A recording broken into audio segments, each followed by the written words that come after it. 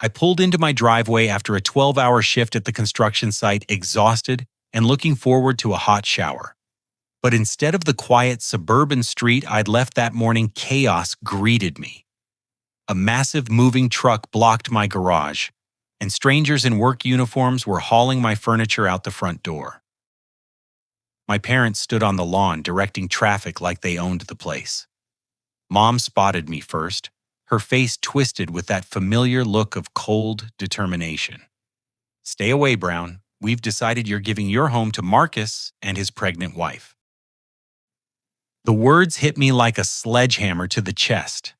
I stood there in my work boots covered in sawdust and concrete powder, trying to process what I was seeing.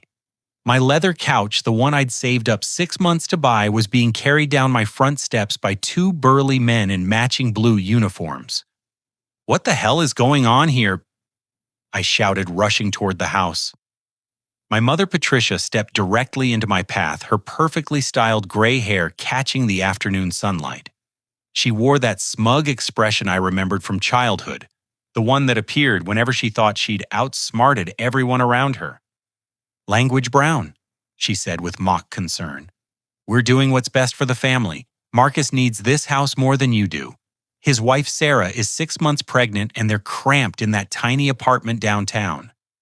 I pushed past her toward the front door, but my father, Robert, emerged from inside, his face red with exertion and anger. At 62, he still carried himself like the drill sergeant he'd been in the Army 30 years ago. His thick arms crossed over his chest as he blocked my path. "Nobody asked you, son," he barked. "This is family business, and we've made our decision." "Family business?" My voice cracked with disbelief. "This is my house. I bought it. I pay the mortgage. I live here." One of the movers approached us holding a clipboard. He was a stocky man in his 50s with graying temples and kind eyes that seemed uncomfortable with the situation. "Excuse me, folks, but we need to know where this dining table goes. The lady here says it belongs to the family, but the paperwork shows this address as the pickup location." Patricia snatched the clipboard from his hands. "Everything goes to the apartment on Maple Street. I have all the authorization right here." She produced a folder thick with documents, waving it triumphantly. "Let me see those," I demanded, but she clutched the papers to her chest. "You have no right to see anything," Robert growled. "We're your parents, and we know what's best." Just then, a silver Honda Civic pulled up behind the moving truck. My brother Marcus climbed out of the driver's seat, his belly straining against a wrinkled polo shirt. At 28, he'd never held a steady job for more than 6 months, always finding excuses to quit or getting fired for showing up late. Behind him, his wife Sarah emerged slowly from the passenger side, her hand supporting her rounded stomach. She looked confused and nervous, her dark hair pulled back in a messy ponytail. "Brown," Marcus called out with forced cheerfulness. "Thanks so much for doing this, man. Sarah and I really appreciate you giving us the house. The baby's room is going to be perfect in the back bedroom." I felt my blood pressure spike. "I never agreed to give you anything, Marcus." His face fell, and he looked between our parents with growing alarm. "But Mom said, she told us you'd already moved out and wanted us to have the house as a wedding gift." "That's not true." I turned to Patricia, whose expression had hardened into stone. "You told him I agreed to this?" "What I told him," she said slowly, "is that you're finally going to start acting like a responsible member of this family instead of a selfish bachelor." The mover with the clipboard cleared his throat nervously. "Ma'am, I'm going to need to see some proper identification and authorization before we continue. This gentleman seems to be the homeowner, and he's objecting to the move." Patricia's face flushed bright red. "I have power of attorney," she snapped, pulling out an official-looking document. "Brown gave me full legal authority to handle his affairs while he's dealing with his problems." "What problems?" I grabbed for the paper, but Robert stepped between us. "Your drinking problem," he said coldly. "Your inability to maintain relationships. Your failure to think about anyone but yourself." I don't have a drinking problem, and this is insane. I pulled out my cell phone. I'm calling the police. Go ahead, Patricia said with a cruel smile. Call them. But you should know that everyone in the family already knows about your generous gift to Marcus. Your aunts, your cousins, even your grandmother's church friends. They're all so proud of you for finally doing something selfless. My thumb froze over the phone's keypad. What do you mean everyone knows? Marcus pulled out his own phone, scrolling through what looked like Facebook. Yeah, look here. Aunt Linda shared your post about giving us the house. And Cousin Jennifer commented how sweet it was. Even old Mrs. Henderson from Grandma Rose's church sent a congratulations card. I never posted anything. I stared at the screen in horror. There, on what appeared to be my Facebook account, was a post dated 3 days ago. Excited to give my little brother Marcus and his beautiful wife the perfect place to start their family. Nothing makes me happier than seeing them settled in my grandmother's house where they belong. The post had 37 likes and 12 comments, all from family members and family friends, congratulating me on my generosity. You've been planning this. I whispered the full scope of their betrayal, hitting me like a physical blow. Patricia's smile widened. We've been planning what's best for this family. Marcus has a baby coming. You have a 3-bedroom house you don't need. It's simple mathematics. It's theft, I said, my voice gaining strength. This is breaking and entering fraud and God knows what else. Prove it, Robert said. Prove we don't have the right to be here. I looked around at the scene unfolding before me. More of my belongings were being loaded onto the truck. My coffee table, my bookshelf. Even the small cactus I'd bought last month sat in a cardboard box labeled living room. A locksmith's van was parked across the street, and I could see a man in coveralls working on my front door. Did you change my locks? I asked, though I already knew the answer. We had to, Patricia said matter-of-factly. You weren't being reasonable about this transition. The mover with the clipboard approached again, this time looking distinctly uncomfortable. Sir, I think there might be some confusion here. This lady hired us and paid in advance, but you're clearly the homeowner and you're not consenting to this move. Patricia turned on him with fury. You do your job and move those boxes or I'll sue your company for breach of contract. The man's expression hardened. Ma'am, we can't complete a move if the property owner is objecting. That's company policy. Fine, Patricia shrieked. Fine, Robert, call the backup company. We'll finish this ourselves if we have to. She pulled out her phone and began dialing frantically while Robert stormed back into my house.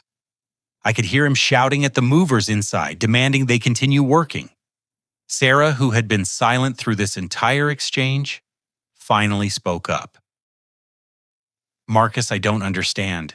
You told me Brown had already agreed to this.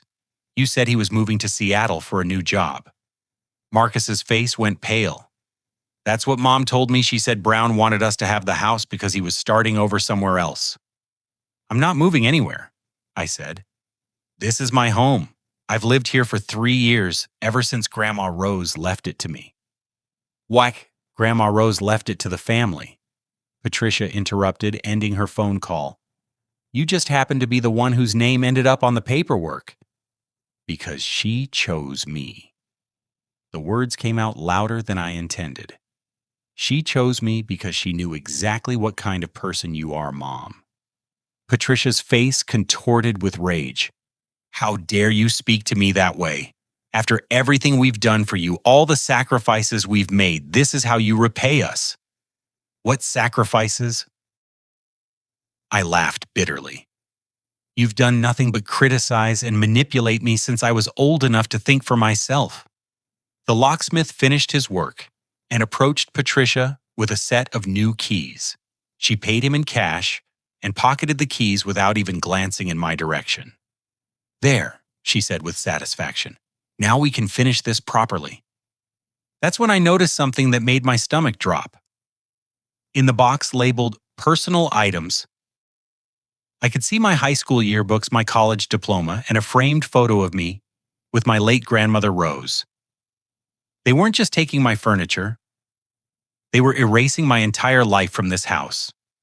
You took everything, I said, my voice barely above a whisper. We took what belongs to the family, Robert said, emerging from the house with his arms full of my childhood memorabilia. Marcus needs a fresh start, and that means starting with a clean slate. I watched in stunned silence as my father loaded my personal memories into the back of the moving truck. My Little League trophies, my graduation photos, even the wooden jewelry box my grandmother had made for me when I turned 16. The mover with the clipboard approached me one more time. His name tag read, Jimmy.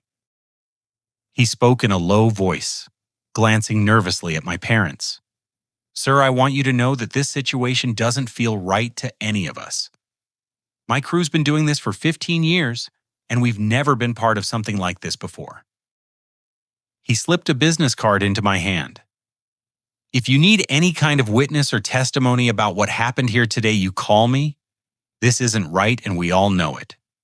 I looked down at the card. It read, James Morrison, Detective, Metro Police Department, with a phone number written on the back in pen. You're a cop, I whispered. Off duty, he said quietly. I pick up moving jobs on weekends to help pay for my daughter's college. But what I'm seeing here, this is criminal activity, and you need to report it. He walked back to his crew and began directing them to unload everything they'd packed back onto my lawn. What are you doing? Patricia screamed. I paid you to move those things. Ma'am, Jimmy said firmly, I'm afraid we can't complete this job. There are clear legal issues here that need to be resolved before any property can be moved. Patricia went ballistic. She began screaming at Jimmy and his crew, threatening lawsuits and bad reviews. Robert joined in his military vocabulary, making the neighbors peek out from behind their curtains. That's when I finally dialed 911. The police arrived within 10 minutes, their black and white cruiser pulling up behind the moving truck with lights flashing but no siren. Two officers stepped out, a tall, thin man with premature gray hair and a shorter, stockier woman with kind eyes and a no-nonsense expression. I'm Officer Thompson, the male officer said, approaching our group. We received a call about a domestic disturbance and possible breaking and entering.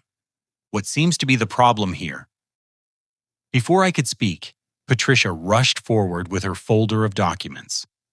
Officer, thank goodness you're here, she said, her voice suddenly sweet and concerned. We're trying to help my son Brown, but he's having another episode. He's been struggling with alcohol and depression since his divorce last year, and we're staging an intervention. I felt my jaw drop. That's not true. They broke into my house and are trying to steal everything I own. Officer Thompson looked between us, clearly trying to assess the situation. The female officer, whose badge read Rodriguez, Rice-Gast, walked over to examine the moving truck and the boxes scattered on my lawn. Sir Canning, Thompson said to me, do you live at this address? Yes, I own this house. I have the deed, the mortgage papers, everything. Patricia thrust her folder forward. He's not in his right mind, officer. We have power of attorney and full legal authority to make decisions for him during this difficult time.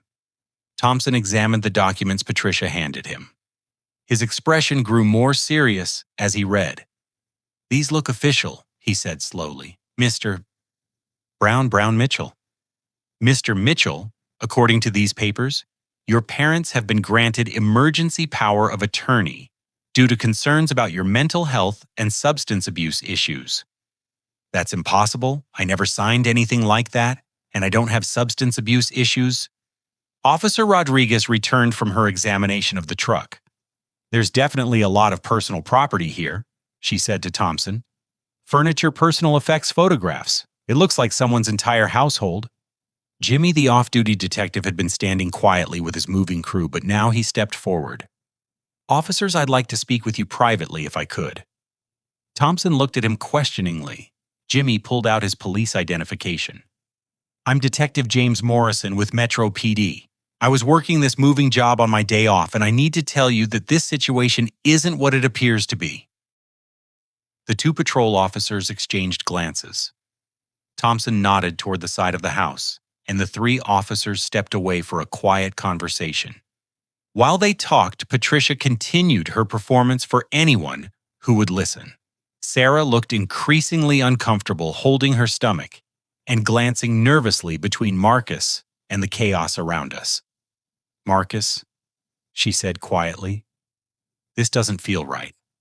If Brown never agreed to give us the house, then we shouldn't be here." Marcus's face was flushed with embarrassment and anger. "But Mom said—" She showed us the Facebook post, the legal papers. She said Brown had already moved out. "I never moved out," I said. "I went to work this morning like any other day. I had no idea any of this was happening."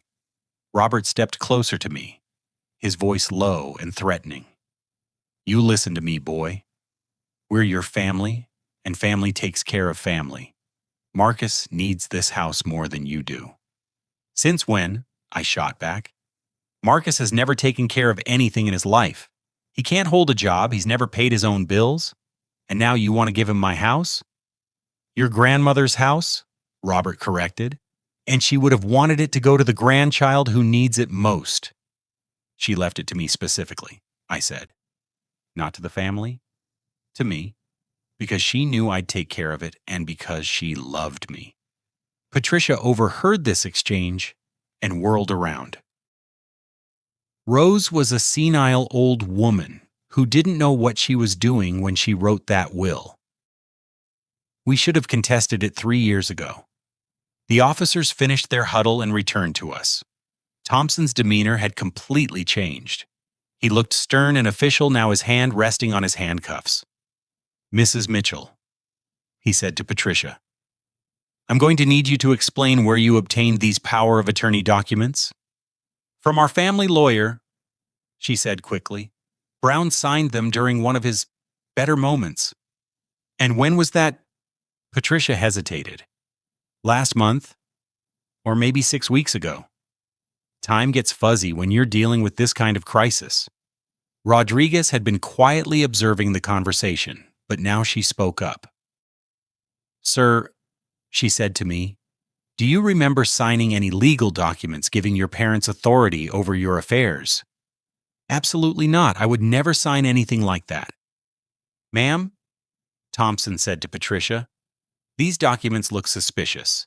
The notary seal appears to be photocopied rather than embossed, and there are several formatting issues that suggest forgery." Patricia's confident facade began to crack. "Well, our lawyer said, these legal things are so complicated." "Who is your lawyer?" Rodriguez asked. "His name it's William Schmidt. He has an office downtown." Thompson was already on his radio calling in to verify the information. After a few minutes, he returned with a grim expression. "There's no attorney named William Schmidt registered to practice law in this county," he said. "Ma'am, I'm going to have to ask you to place your hands behind your back." "What?" Patricia shrieked. "You can't arrest me. I'm the victim here. My son needs help." "You're under arrest for breaking and entering fraud and forgery," Thompson said, producing his handcuffs. Robert stepped forward aggressively. "You're not arresting my wife for trying to help our sick son." "Sir, step back," Rodriguez warned, her hand moving to her weapon. But Robert was beyond reason. "This is our family. You have no right to interfere with family business." Thompson moved quickly, grabbing Robert's arm and spinning him around. "You're under arrest too, sir. You have the right to remain silent." The next few minutes were chaos. Patricia screamed and struggled as Rodriguez handcuffed her, shouting about police brutality and demanding to speak to their supervisor. Robert cursed loudly enough that several neighbors came out to watch the spectacle. Marcus stood frozen, holding Sarah's hand as his parents were loaded into the back of the police cruiser. "I don't understand," he said to me. "They said you wanted to give us the house. They showed me the Facebook post. They had all those legal papers." "Marcus," I said gently, "when have I ever posted anything about my personal life on Facebook?" He thought about it for a moment, his face growing pale. "Never." You barely use social media at all. Sarah tugged on his sleeve. Marcus, we need to go home. We can't be part of this anymore. Detective Jimmy approached us as the patrol officers finished their arrest procedures. Mr. Mitchell, he said, I want you to know that my crew and I are willing to testify about what we witnessed here today. Your parents hired us under false pretenses using forged documents and claiming they had legal authority to remove your property. Thank you, I said, feeling overwhelmed. I don't know what I would have done if you hadn't been here. There's something else, Jimmy said. When we arrived this morning, your mother had us start by loading items from your bedroom first. She said those were the most important things to move. But looking back on it now, I think she was trying to make sure we packed your personal documents and identification before you got home. I felt a chill run down my spine. What kind of documents? Birth certificate, passport, social security card, bank statements. She had us put them all in a box labeled important papers that was supposed to be the first thing delivered to your brother's apartment. Officer Rodriguez overheard this conversation and took notes. We'll need to recover those documents immediately, she said. Identity theft charges could be added to the existing charges against your parents. As the police car pulled away with my parents in the back seat, I stood in my front yard surveying the damage. My belongings were scattered across the lawn like the aftermath of a tornado. My neighbors Helen and Tom Peterson approached cautiously from next door. Brown, Helen said, we're so sorry. We saw the moving truck this morning and your mother told us you were relocating for a new job. She showed us what looked like an official document, so we didn't question it. Tom nodded gravely. If we'd known this was happening without your permission, we would have called you immediately. It's not your fault, I said. You had no way of knowing. Actually, Helen said, there was something strange. Around noon, your mother asked us if we had a spare key to your house because she'd forgotten hers. We told her no, of course. But it struck us as odd that she wouldn't have a key to her own son's house. Rodriguez made another note. That could be evidence of premeditation. They knew they'd need to break in, but they wanted to avoid obvious signs of forced entry. As the afternoon wore on, more details emerged that painted a picture of careful planning and deliberate deception. The locksmith confirmed that Patricia had called his company a week earlier to schedule the lock change, claiming she was the homeowner and needed new keys for security reasons. The moving company had received their deposit 2 weeks ago, along with a list of items to be moved and specific instructions about timing. But the most disturbing revelation came when I tried to go inside my house to assess the damage. Officer Rodriguez accompanied me as we walked through the rooms, documenting what had been taken and what remained. In my kitchen, the refrigerator had been emptied completely. Not just the food, but my grocery shopping list, my work schedule stuck to the door with magnets, even the photos and emergency contact numbers I kept posted there. They weren't just taking your furniture, Rodriguez observed. They were erasing all evidence that you lived here. In my bedroom, the situation was even worse. My closet had been stripped bare except for a few old t-shirts. My dresser drawers hung open and empty. Even my pillow was gone from the bed. Where's my dog? I suddenly realized. Where's Charlie? I ran through the house calling for my golden retriever, but he was nowhere to be found. Rodriguez radioed for Thompson to contact Marcus immediately. When they reached him, Marcus confirmed what I'd feared. Yeah, we have the dog, Marcus said over the radio. Mom said Brown was moving to an apartment that doesn't allow pets, so Charlie needed a new home. I felt my knees go weak. They'd taken everything. My house, my belongings, my personal documents, and even my dog. We'll get him back, Rodriguez assured me. Pet theft is another charge we can add.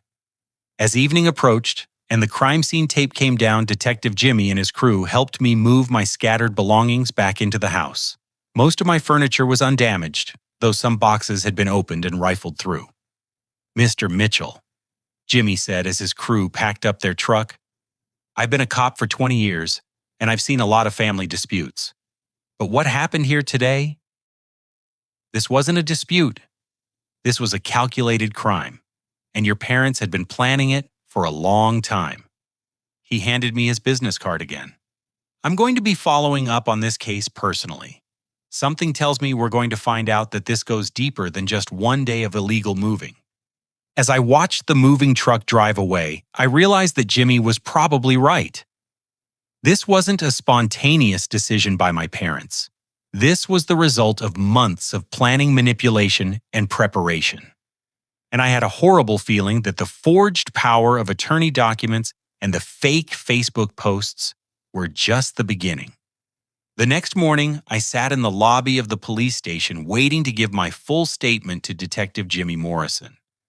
My head was pounding from a sleepless night spent trying to piece together how my parents had orchestrated such an elaborate scheme.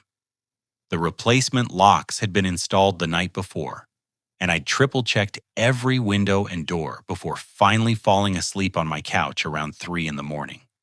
Detective Morrison appeared in the lobby at exactly 9 o'clock, holding 2 cups of coffee and looking more official in his police uniform than he had in his moving company coveralls. "Mr. Mitchell," he said, handing me one of the cups, "I hope you managed to get some rest. We've got a lot to discuss." He led me to a small conference room where several file folders were spread across the table. As I settled into my chair, he opened the first folder and pulled out a stack of documents.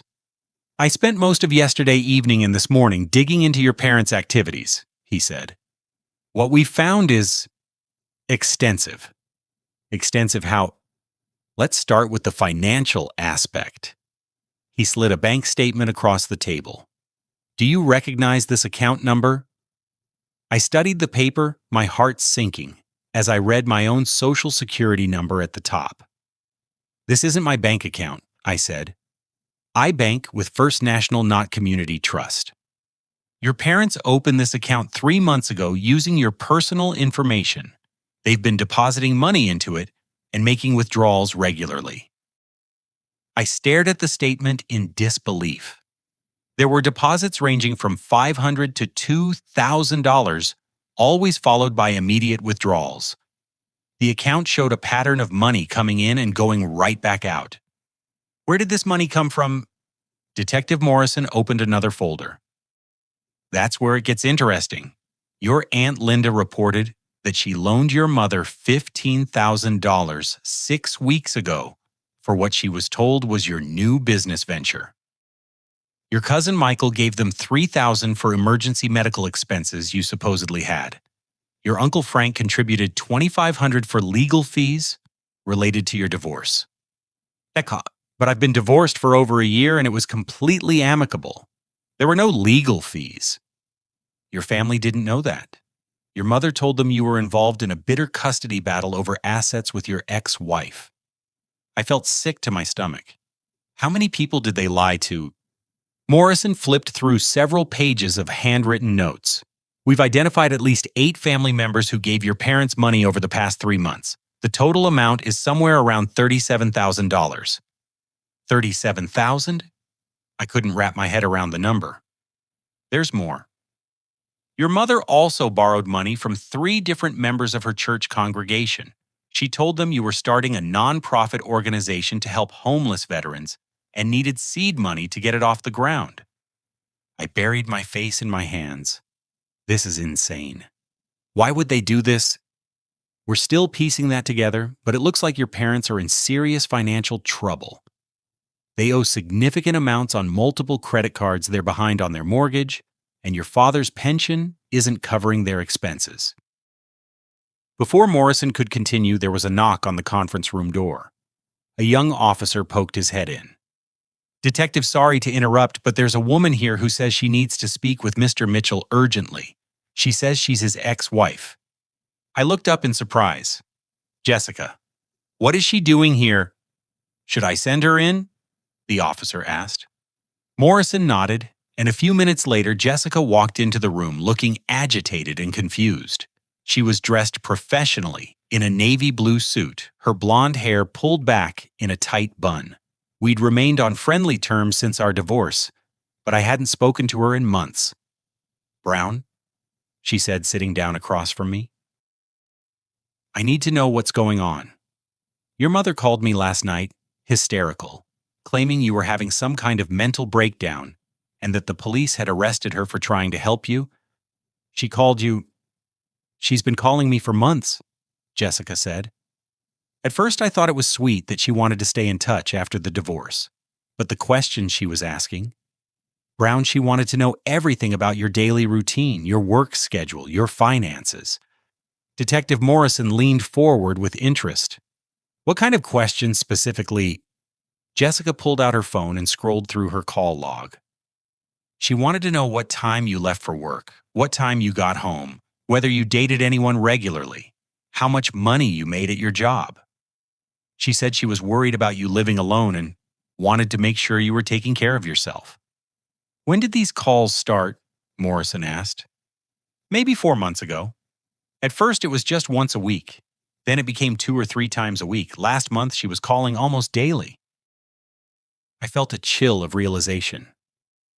She was gathering intelligence. She was learning my schedule so she'd know when I'd be away from the house. There's something else, Jessica continued. 2 weeks ago, she asked me if I thought you'd be open to family intervention, if you were making bad decisions about your life. She said Marcus and Sarah needed help, and she thought you should be more generous with family members in need. Morrison made notes as Jessica spoke. Did she ask you for any personal information about Mr. Mitchell's social security number, bank account information, passwords? She tried. She said she was worried about your credit score and wanted to check your financial accounts to make sure you weren't getting into debt. I told her that wasn't appropriate and that she should talk to you directly if she had concerns. Thank God you didn't give her anything, I said. Jessica's expression grew more serious. Brown, there's something else. She told me you'd been calling her asking about me wanting to reconcile our marriage. What? I stared at her in shock. I never called her about you.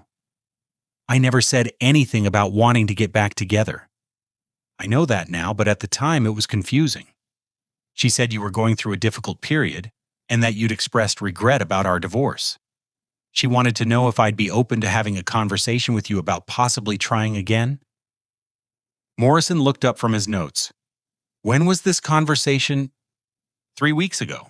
She said you'd been asking family members to reach out to me because you were too embarrassed to call yourself. The scope of my mother's manipulation was becoming clearer by the minute.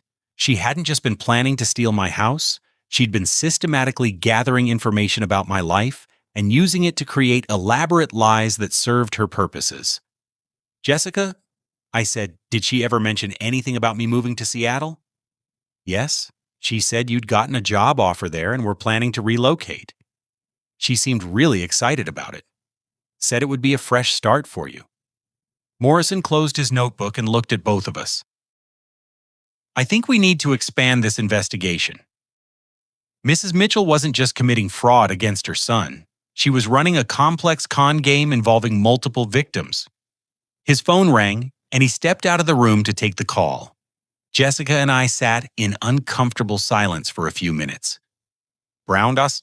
She finally said, I'm so sorry. I had no idea she was using our conversations to hurt you.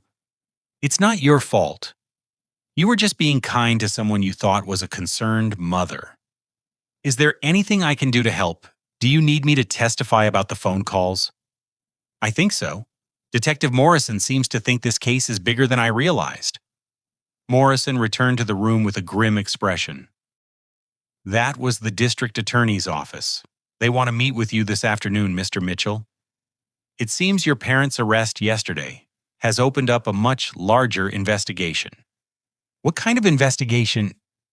Financial crimes, elder abuse, identity theft, and potentially federal mail fraud charges. Your parents appear to have been running similar schemes on other people besides your family members. I felt overwhelmed. How is that possible? We're still gathering information, but it looks like your mother may have been using her position as a volunteer at senior centers and churches to identify vulnerable, elderly people. She would befriend them, learn about their financial situations, and then create elaborate stories about family members in need. Jessica gasped. She was running a con game on senior citizens. We think so. We've had 3 reports in the past 6 months of elderly people giving significant amounts of money to Patricia Mitchell for various family emergencies that turned out to be fabricated. Morrison gathered his files and stood up. Mr. Mitchell, I need you to understand that you're not just the victim of a family dispute anymore. You're a key witness in what could become a major fraud case. What does that mean for me? It means we need to document everything. Every lie your mother told, every document she forged, every person she manipulated. This case could go to federal court if the mail fraud charges stick. As we left the conference room, Morrison handed me a thick envelope. These are copies of all the financial documents we've found so far. I need you to review them and identify anything that looks familiar or anything that might give us additional leads. Detective, I said as we reached the lobby, there's something I need to ask. Do you think my parents were planning to sell my house once they got control of it? Morrison's expression darkened. Mr. Mitchell, based on what we've found so far, I think your parents were planning to do a lot more than just give your house to your brother. What do you mean? I think the house was just the beginning. I think they were planning to take control of your entire life. As Jessica and I walked out of the police station together, I realized that Detective Morrison was probably right. This wasn't just about giving Marcus a place to live. This was about my parents systematically dismantling my independence and taking control of everything I'd built for myself. And if Jimmy Morrison was right about the scope of their criminal activities, then my family had been running cons on innocent people for months while I remained completely oblivious. The question now was, how many other victims were out there, and what else had my parents been planning to do to me? The meeting at the district attorney's office took place in a sterile conference room on the 8th floor of the courthouse building. Present were Assistant District Attorney Rachel Stevens, Detective Morrison, myself, and a man introduced as Special Agent David Walsh from the FBI's Financial Crimes Division. Beers, Mr. Mitchell. ADA Stevens began, "Thank you for coming in. We need to discuss some developments in your case that have broader implications than we initially realized." Agent Walsh opened a thick manila folder and spread several documents across the polished conference table. What started as a simple breaking and entering case has evolved into a federal investigation involving wire fraud, identity theft, and elder abuse spanning multiple states. Multiple states. I asked, my voice barely above a whisper. "Your parents have been busy," Detective Morrison said grimly. "After your arrest yesterday, we obtained warrants to search their home and financial records. What we found was extensive." Agent Walsh slid a photograph across the table. It showed a spare bedroom that had been converted into what looked like a makeshift office. Filing cabinets lined one wall, and a desk was covered with stacks of papers, multiple cell phones, and what appeared to be identification documents for different people.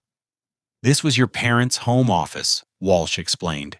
"We found detailed files on over 30 individuals, including complete personal information, financial records, and what appear to be psychological profiles noting their vulnerabilities."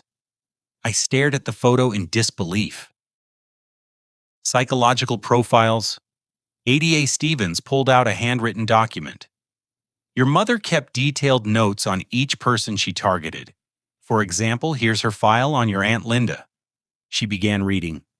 "Recently widowed, lonely, guilt-motivated, responds well to crisis scenarios involving family members. Maximum extraction potential $20,000.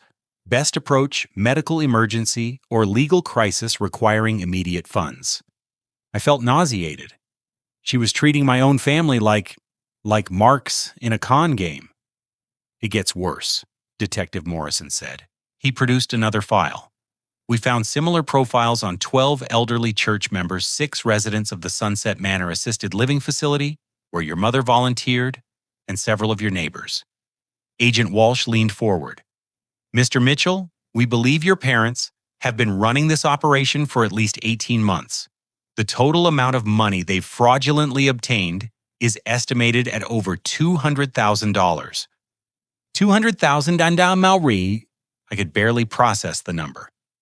And your house was going to be the crown jewel of their operation, ADA Stevens continued. We found detailed plans showing how they intended to transfer the property to Marcus, then immediately sell it and split the proceeds. The estimated value was $350,000. Detective Morrison opened another folder. But here's the part that's going to be especially difficult for you to hear. This wasn't just about money. We found evidence that your parents were planning to have you declared legally incompetent. What does that mean? Agent Walsh pulled out a stack of medical records. Your mother had been building a case that you were mentally unstable and unable to care for yourself. She'd been calling your doctor's office pretending to be concerned about your mental health. She contacted your employer multiple times claiming you'd confided in her about drinking problems at work. That's insane. I don't have drinking problems, and I've never discussed my mental health with her. We know that now, but she was creating a paper trail that could have been used to support a petition for guardianship. If successful, that would have given her complete control over your finances, your property, and your personal decisions. ADA Stevens showed me another document. She'd already contacted an attorney about initiating incompetency proceedings.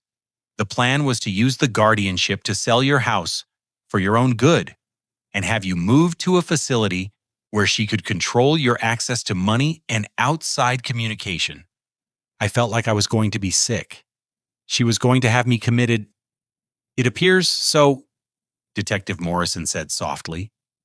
The good news is that her scheme fell apart because she got impatient and tried to take the house before establishing legal guardianship. If she'd waited another month or two to build a stronger case, she might have succeeded. Agent Walsh's phone buzzed, and he stepped away to take a call. When he returned, his expression was even more serious. That was our forensic accountant, he said. We've been tracking the money your parents stole, and we've found something disturbing. Most of it hasn't been used to pay their debts. Where did it go? I asked. Offshore accounts. Your parents have been moving money to banks in the Cayman Islands and Switzerland. They weren't just trying to solve their financial problems. They were planning to disappear. Ada Stevens pulled up a document on her laptop. We found airline tickets charged to a credit card in your name, 2 first-class tickets to Zurich departing next month. They were using my credit. I felt my chest tighten. We found evidence of at least 6 credit cards opened in your name over the past year, Agent Walsh confirmed. Total debt accumulated $43,000. All purchases were made by your parents, including luxury items, travel expenses, and cash advances. Detective Morrison leaned back in his chair. Mr. Mitchell, your parents weren't planning to give your house to Marcus. They were planning to steal everything you owned, ruin your credit, have you declared incompetent, and then flee the country with the money. But Marcus, he seemed genuinely surprised when I objected to the move. We think Marcus was a pawn, ADA Stevens said. Your parents needed a plausible story for why they were taking your house.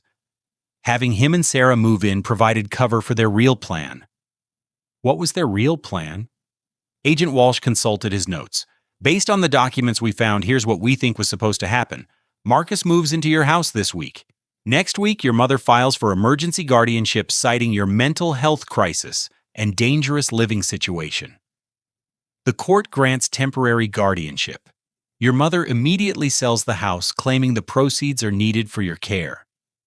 Marcus and Sarah get evicted, but receive a small payment for their cooperation. Your parents take the rest of the money and disappear to Europe. I sat in stunned silence, trying to absorb the magnitude of the betrayal. These weren't just lies, or even ordinary theft. This was a calculated plan to destroy my entire life and steal everything I'd worked for. What about Charlie? I asked suddenly. My dog? Detective Morrison smiled for the first time since I'd met him. We got him back this morning. He's at the animal hospital getting checked out, but he seems to be fine. Marcus surrendered him voluntarily once he realized what his parents had really been doing. Marcus is cooperating fully. He's horrified by what his parents were planning. He agreed to testify against them in exchange for immunity from prosecution. Agent Walsh gathered his papers. Mr. Mitchell, I need you to understand that this investigation is just beginning. We're coordinating with law enforcement in 3 other states where your parents may have committed similar crimes. You may be asked to testify in multiple cases over the coming months. What happens to my parents now? ADA Stevens closed her laptop. They're being held without bail pending federal charges. Your mother is facing up to 20 years in federal prison. Your father is looking at 15 years as an accomplice. And what happens to me? You'll need to work with the Financial Crimes Victim Assistance Program to sort out your credit and recover any stolen funds, Agent Walsh said. The good news is that because we caught this early, most of the damage can be reversed. Detective Morrison stood up and shook my hand. Mr. Mitchell, I want you to know that you did the right thing by calling the police yesterday. If you'd tried to handle this as a family matter, your parents would have succeeded in destroying your life. As the meeting concluded, ADA Stevens handed me a business card. Mr. Mitchell, there's one more thing. We're going to need you to stay local for the next several months as this case develops. But I want you to know that you're not just a victim here. You're a hero. A hero? Your courage in standing up to your parents yesterday has led us to an investigation that's going to save other elderly victims from being scammed.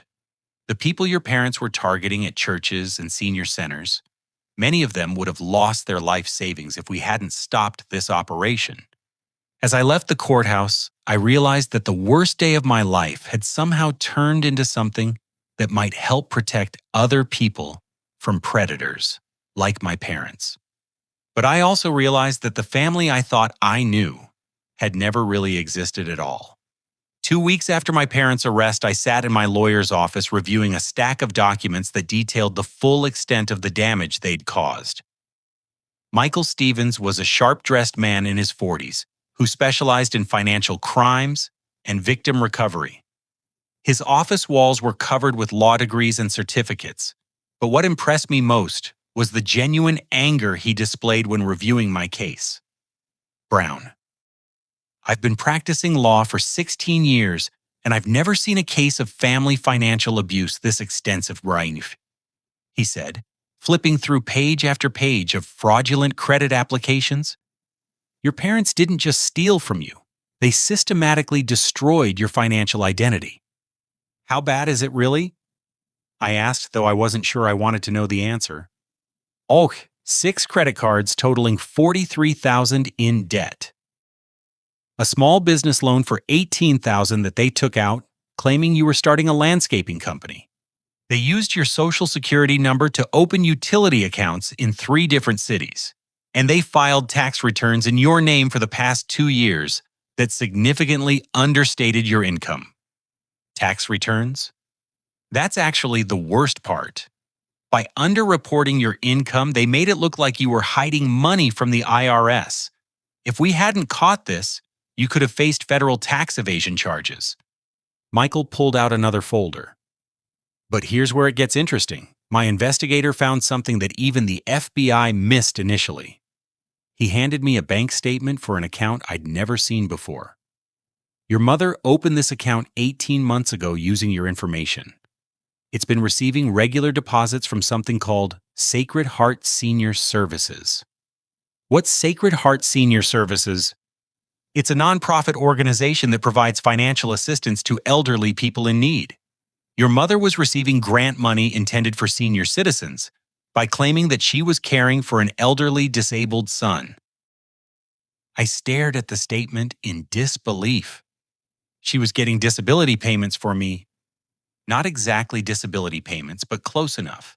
She convinced Sacred Heart that you were her 32-year-old mentally disabled son who required full-time care. They've been sending her $800 a month for the past 18 months. 800 times 18 months, that's over $14,000. And that's just one organization. We've found similar arrangements with 2 other charities. Your mother was essentially collecting benefits for a fictional disabled son while planning to have the real son declared incompetent. Michael's phone rang, and he answered it with a brief Stevens Law Office. After a few minutes of listening, his expression grew more serious. "That was Detective Morrison," he said after hanging up. "There's been a development in your case." "What kind of development?" "A woman named Monica Patterson contacted the FBI this morning. She claims to be your half-sister." I felt like the floor had dropped out from under me. "My half-sister? Apparently your father was married before he met your mother. Monica is his daughter from that first marriage. She's 35 years old and lives in Colorado." "I don't understand. Why would she contact the FBI?" Michael consulted his notes from the phone call. "She saw your parents' arrest on the national news and recognized your father. She's been estranged from him for 15 years, but she has information that's relevant to the case." "What kind of information?" "Your mother has been blackmailing her." Before I could respond to this bombshell, Michael's secretary buzzed the intercom. "Mr. Stevens, there's a Monica Patterson here to see you. She says she's expected." "Send her in," Michael said. A few minutes later, a tall woman with graying brown hair and kind eyes entered the office. She looked nervous, but determined, and I could see a faint resemblance to my father in her facial features. "Mr. Mitchell," she said, extending her hand. "I'm Monica. I'm sorry we're meeting under these circumstances, but I had to come forward when I saw what happened to you." We shook hands and she sat down across from Michael's desk. "Monica," Michael said, "can you tell us about your relationship with Robert Mitchell?" "He's my biological father, but Patricia made sure he cut ties with me and my mother when I was 20. She convinced him that maintaining contact with his first family would interfere with their new life together." "And you said something about blackmail." Monica opened her purse and pulled out a thick envelope. "Patricia has been sending me letters for the past 3 years. She found out that I'm a successful accountant with my own firm, and she decided I should be contributing to family expenses." She handed the envelope to Michael, who began reading the letters immediately. She threatened to tell my clients and business associates that I abandoned my elderly father and that I refused to help support my disabled brother." Monica continued looking at me. "She said she'd ruin my professional reputation if I didn't send money regularly." "How much money?" Michael asked. $500 a month for the past 3 years, $18,000 total." I felt sick. "She told you I was disabled?" "She said you had severe mental health issues and that you couldn't work or take care of yourself. She sent me photos that she claimed showed you living in squalor and medical reports that looked official." Michael examined the photos Monica had brought. They showed a messy, dirty apartment with garbage and empty bottles scattered around. "This isn't my house," I said. "I've never seen this place before." "The medical reports are forgeries too," Michael noted. "These letterheads are for doctors that don't exist." Monica looked embarrassed. "I should have investigated more thoroughly, but Patricia was very convincing. She knew details about my life, my business, even my personal relationships. She made it clear that if I didn't cooperate, she'd do everything possible to destroy me professionally." "How did she know so much about you?" "I think she hired a private investigator. She knew things that only someone doing extensive background research would know." Michael was taking detailed notes. "Monica, this is extremely valuable information. It shows a pattern of sophisticated fraud and extortion that goes beyond what we knew before." "There's more," Monica said quietly. "Patricia also told me that she was planning to have Brown declared legally incompetent so she could control his inheritance from your grandmother. She discussed that with you. She said the family needed the money from the house sale to pay for Brown's long-term care. She wanted me to provide false testimony about Brown's mental state if there was ever a court hearing." Michael looked up from his notes. "Did you agree to that?" "I told her I'd think about it, but I had no intention of lying in court. I was planning to cut off all contact with her after I figured out how to protect myself from her threats." "Monica," I said, "why didn't you ever try to contact me directly?" "I wanted to, but Patricia convinced me that you were too unstable for family contact. She said any outside stress could trigger violent episodes. Monica's eyes filled with tears. I'm so sorry, Brown.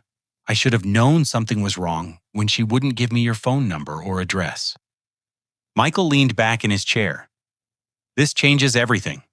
Monica, would you be willing to testify about the extortion and the false information Patricia provided about Brown's condition? Absolutely. I brought copies of all her letters, the fake medical reports, and the photos she sent. I also have records of every payment I made to her. What about your father? Did he know about the blackmail? Monica hesitated.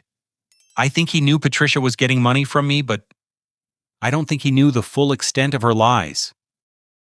Robert, my father, he's not a criminal mastermind. He's just weak and easily manipulated by strong personalities. Michael gathered all the documents Monica had brought. This evidence is going to significantly strengthen the federal case against your parents. The extortion charges alone could add another 10 years to Patricia's potential sentence. What happens now? I asked. Now we go on the offensive, Michael said firmly. We're not just going to recover your stolen money and repair your credit. We're going to make sure your parents face the full consequences of their actions. He turned to Monica. I'm going to connect you with the FBI agents handling this case. Your testimony about the systematic extortion and fraud is going to help them build an airtight federal case. And I'm going to file for a restraining order against both parents. Michael continued looking at me. They've forfeited any right to claim family relationship as a defense for their crimes. As Monica prepared to leave, she handed me a business card with her personal contact information written on the back. Brown, she said, I know this is overwhelming, but I want you to know that you have family who actually cares about you. What Patricia and Robert did to you, it's unforgivable. Thank you for coming forward, I said. I know it couldn't have been easy. When I saw your story on the news and realized how badly they'd victimized you, I knew I had to speak up. Nobody deserves what they put you through. After Monica left, Michael and I spent another hour planning our legal strategy.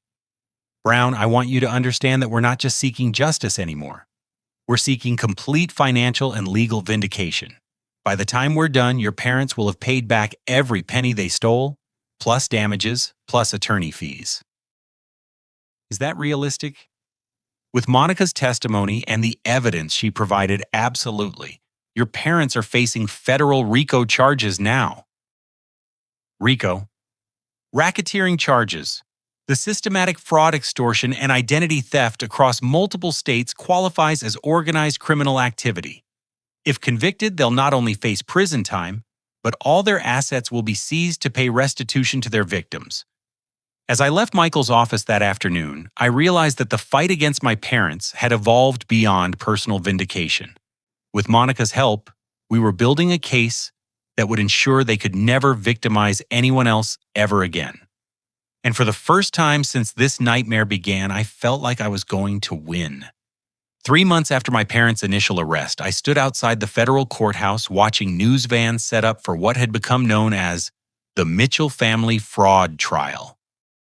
The case had attracted national attention after investigators discovered that Patricia and Robert Mitchell had victimized over 50 people across 4 states, stealing an estimated $430,000 through various schemes. My attorney, Michael Stevens, met me at the courthouse steps. Are you ready for this, Brown? Today is the big day? As ready as I'll ever be, I replied, adjusting my tie. I'd taken the morning off from work to attend the sentencing hearing, and my boss, Dave Morrison, had told the entire construction crew they could listen to the proceedings on radio if they wanted. The media coverage has been incredible. Michael noted, gesturing toward the reporters. Your story has inspired other victims of family financial abuse to come forward. The FBI says they've received over 200 tips since your case went public. Inside the courthouse, the gallery was packed with victims, family members of victims, and law enforcement personnel who had worked on the case. I spotted Monica in the 3rd row sitting next to Jessica, my ex-wife, who had become an unexpected ally throughout the investigation. Detective Jimmy Morrison was in the front row, having been promoted to lieutenant partly due to his excellent work on this case. Judge Helen Rodriguez took the bench at exactly 2 o'clock. She was a stern-looking woman in her 60s who had a reputation for tough sentences in financial crimes cases. "This court is now in session for the sentencing of Patricia Mitchell and Robert Mitchell," she announced. "Will the defendants please rise?" My parents stood at the defense table, both looking significantly older than they had 6 months earlier. Patricia had lost weight, and her hair had gone completely gray. Robert seemed frail and defeated, his military bearing completely gone. "Mrs. Mitchell," Judge Rodriguez began, "you have been convicted by a federal jury of racketeering, wire fraud, mail fraud, identity theft, elder abuse, and extortion. The court has received victim impact statements from 37 individuals whose lives you damaged through your criminal activities." Patricia stared straight ahead, showing no emotion. "Mr. Mitchell, Wayne Naparon," the judge continued, "you have been convicted of conspiracy, fraud, and identity theft. While the court acknowledges that you played a secondary role in these crimes, your actions enabled significant harm to innocent victims." Judge Rodriguez consulted her notes. "Before I pronounce sentence, I want to address the particularly heinous nature of these crimes. Mrs. Mitchell, you targeted the most vulnerable members of our society. You exploited elderly church members, disabled individuals, and your own family members. You created elaborate lies about your son's mental health to steal from charities designed to help people in genuine need." She turned to Robert. "Mr. Mitchell, as a military veteran, you took an oath to protect others. Instead, you helped your wife prey upon innocent people who trusted you." The judge picked up a thick folder. "The court has reviewed extensive victim impact statements. I'd like to read a few excerpts." From Mrs. Eleanor Harris, age 82. "I gave Patricia Mitchell $12,000 because she convinced me her disabled son needed medical treatment. I found out later that she used my money to buy luxury vacations while I struggled to pay for my own medications." From Mr. Frank Morrison, age 77. "Patricia told me her son was a homeless veteran who needed help getting back on his feet. I gave her $8,000 from my retirement savings. Now I know she was lying about everything, and her son is a hard-working man who never needed help." Judge Rodriguez continued reading statement after statement, each one detailing how my parents had manipulated vulnerable people with elaborate lies about family emergencies, medical crises, and disabled relatives. Finally, she reached my statement. From Brown Mitchell. "My parents didn't just steal my money and possessions. They tried to steal my identity, my reputation, and my future. They were planning to have me declared incompetent and institutionalized so they could control my life completely. The most painful part is realizing that the people who were supposed to love and protect me saw me only as a source of money to be exploited." The courtroom was completely silent as Judge Rodriguez set down the folder. "Mrs. Mitchell, please stand for sentencing." Patricia rose slowly, her hands shaking slightly. "Taking into account the severity and scope of your crimes, your leadership role in this criminal enterprise, and the devastating impact on dozens of victims, I hereby sentence you to 18 years in federal prison, followed by 5 years of supervised probation. You are ordered to pay $743,000 in restitution to your victims." Patricia's knees buckled slightly, but she remained standing. "Mr. Mitchell, please stand." Robert stood, tears streaming down his face. "Mr. Mitchell, I sentence you to 12 years in federal prison, followed by 3 years of supervised probation. You are jointly responsible for the restitution payment of $743,000. Furthermore," Judge Rodriguez continued, "both defendants are permanently barred from working in any capacity with elderly or disabled individuals. Your assets, including your home vehicles and retirement accounts, will be liquidated to begin paying restitution to your victims. As court officers moved to escort my parents away, Patricia finally showed emotion. She turned around and looked directly at me for the first time since the trial began. "Brown," she called out, her voice cracking. "I never meant for it to go this far. I just wanted to help Marcus and Sarah." "Mrs. Mitchell," Judge Rodriguez said firmly, "you are not to address the victims directly." But I stood up and met her gaze. "Mom, you had 18 months to stop. You had dozens of opportunities to tell the truth. You chose to keep lying and keep stealing because you thought you'd never face consequences. Today you finally did." Robert was sobbing openly as the officers led him away. "I'm sorry, son," he said. "I'm so sorry for everything." After my parents were removed from the courtroom, Judge Rodriguez addressed the gallery. "I want to commend Mr. Brown Mitchell for his courage in reporting these crimes. His willingness to stand up to family members who were victimizing him led to an investigation that protected dozens of other potential victims." She continued, "I also want to recognize Detective Lieutenant Morrison, whose off-duty intervention prevented these crimes from escalating further. His dedication to justice, even while working a second job to pay for his daughter's education, exemplifies the best of law enforcement." As the court session ended, I was surrounded by well-wishers and other victims who wanted to thank me for speaking up. Many of them had recovered most of their stolen money through asset seizures and insurance claims. Monica approached me with tears in her eyes. "Brown, I know this was painful, but you did the right thing. Patricia and Robert can never hurt anyone else now." Jessica joined us, giving me a supportive hug. "I'm proud of you for seeing this through. I know it wasn't easy to testify against your own parents." Detective Lieutenant Morrison shook my hand firmly. "Mr. Mitchell, I've been in law enforcement for 22 years, and I've never seen someone handle a situation like this with more grace and integrity. Your parents may not deserve you, but justice certainly does." Outside the courthouse, a reporter approached me for a statement. "Mr. Mitchell, how do you feel about the sentences your parents received?" I thought carefully before answering. "I feel sad for the people they hurt, including the elderly victims who trusted them. I feel relieved that they can't victimize anyone else. And I feel grateful for the law enforcement officers and prosecutors who worked so hard to get justice for all of us." "Do you forgive your parents?"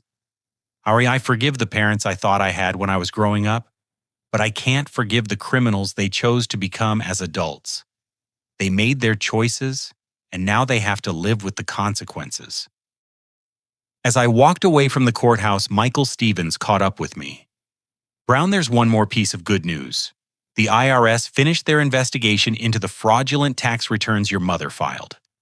Not only are you cleared of any wrongdoing, but you're getting a refund of $14,000 because she significantly underreported your actual income. What happens now? Now you rebuild your life. Your credit has been restored, your financial identity has been protected, and you've got enough money from the restitution payments to take some time off work if you want to." "I don't want time off," I said. "I want to go back to work and live a normal life." "That's your choice. But I want you to know that several victims' rights organizations have asked if you'd be willing to speak to other people who've been victimized by family members.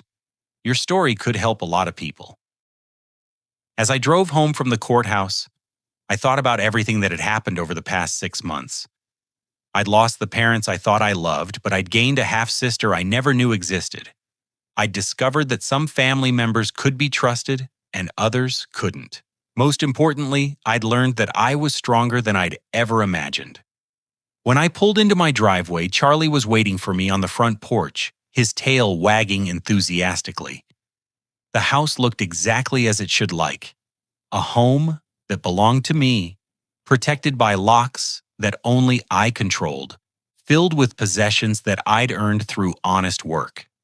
For the first time in 6 months, I felt completely at peace. 6 months after the sentencing, I stood in my kitchen preparing Thanksgiving dinner for the most unusual and wonderful group of people I'd ever gathered under my roof. The aroma of roasting turkey filled the house, and Charlie lay contentedly by the fireplace wearing a ridiculous pilgrim hat that Monica had bought for him. The past half year had been a journey of healing and discovery that I never could have imagined when this nightmare began. The restitution payments from my parents' seized assets had not only restored my financial losses, but provided enough extra money to finally renovate the kitchen my grandmother Rose had always wanted to update. Every time I cooked in this space, I felt her presence and her love surrounding me. Monica arrived first, carrying a homemade apple pie and a bottle of wine.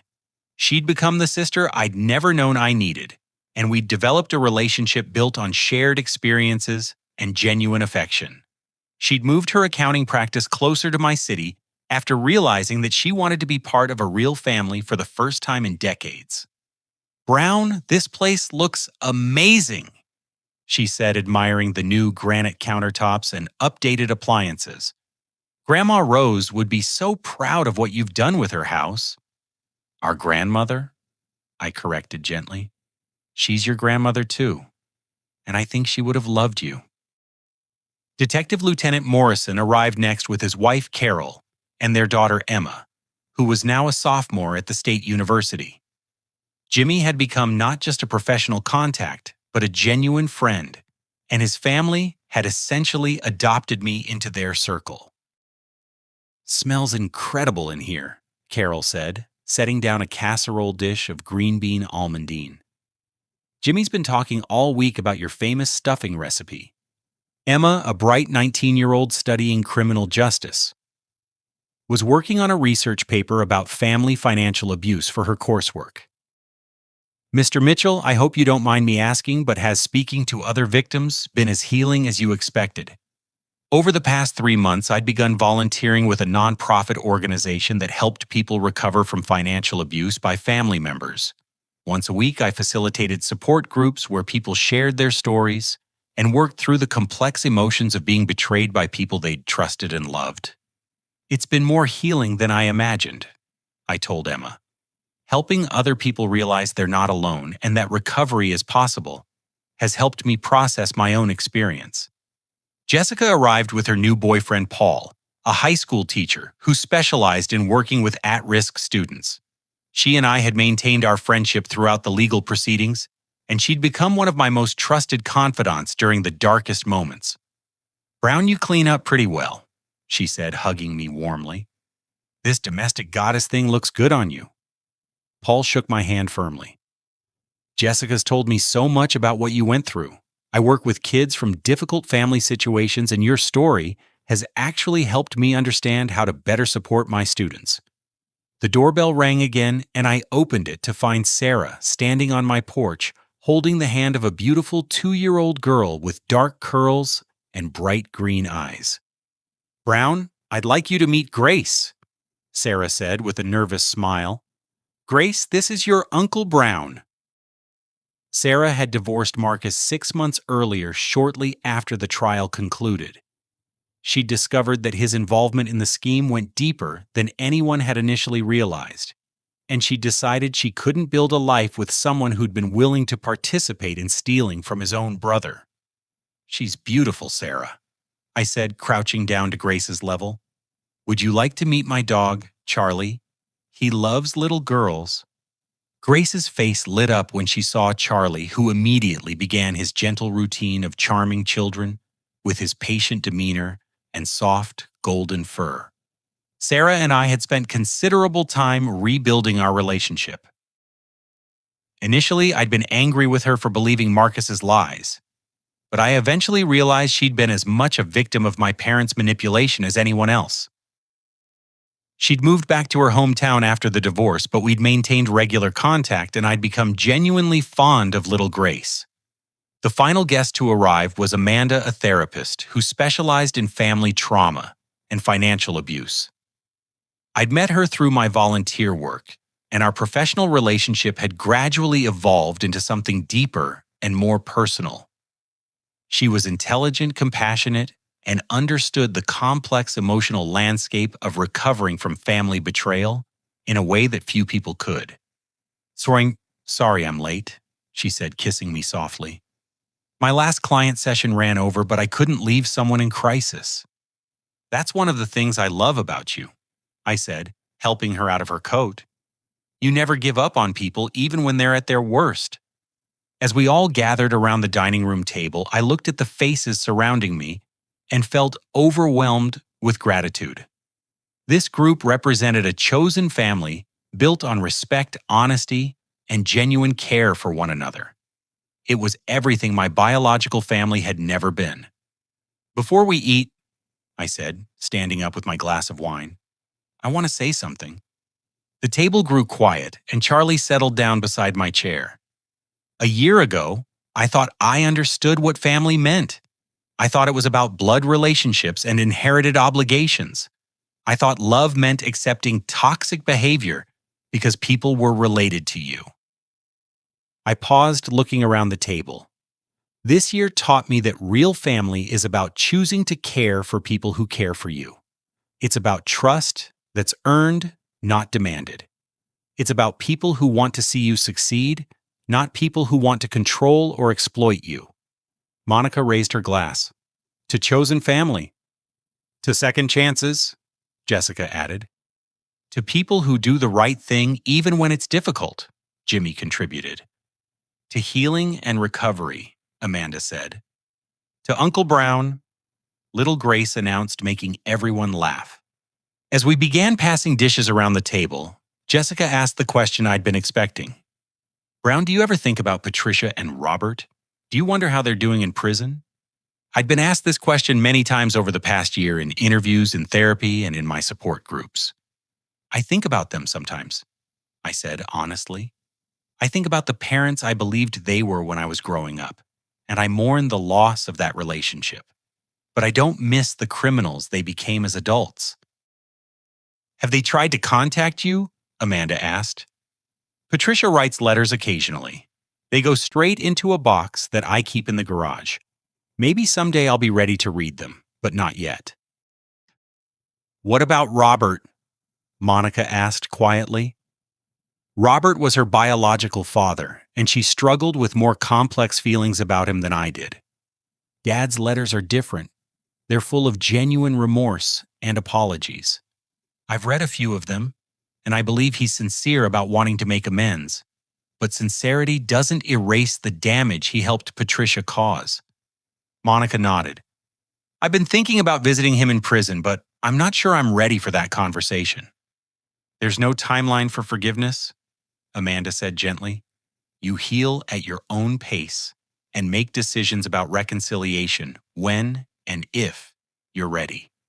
As dinner continued, the conversation naturally moved to lighter topics. Emma talked about her criminology studies and her internship with the FBI's Victim Services Division. Paul shared funny stories about his students. Jimmy described the new financial crimes task force he was leading. After dinner, while we were clearing dishes, Sarah approached me privately. Brown, I need to tell you something. Marcus has been asking if he can see Grace. I felt my stomach tighten. What did you tell him? I told him I needed to talk to you first. I know that sounds strange, but you've been more of a real family to Grace than Marcus ever was. I thought carefully before responding. What do you want to do? Honestly, I don't want Grace to grow up without knowing her biological father. But I also don't want her around people who think stealing and lying are acceptable ways to solve problems. Has Marcus changed? Is he getting help? He's in therapy, and he's been sober for 4 months. His therapist thinks he might be ready for supervised visits with Grace, but only if you're comfortable with it. I realized this was one of those moments that would define what kind of person I wanted to be going forward. I could hold on to my anger and refuse to allow any possibility of redemption for Marcus, or I could take a measured risk based on what might be best for Grace. If his therapist thinks it's appropriate, and if you're comfortable supervising the visits, then I won't object, I said. But the first sign of manipulation or dishonesty, and the visits, stop immediately. Sarah hugged me tightly. Thank you. You're a better person than any of us deserve. As the evening wound down and guests began to leave, Amanda and I found ourselves alone in the kitchen, finishing the last of the dishes. What are you thinking about? she asked, noticing my contemplative mood. I'm thinking about how much has changed since that day when I came home and found the moving truck in my driveway.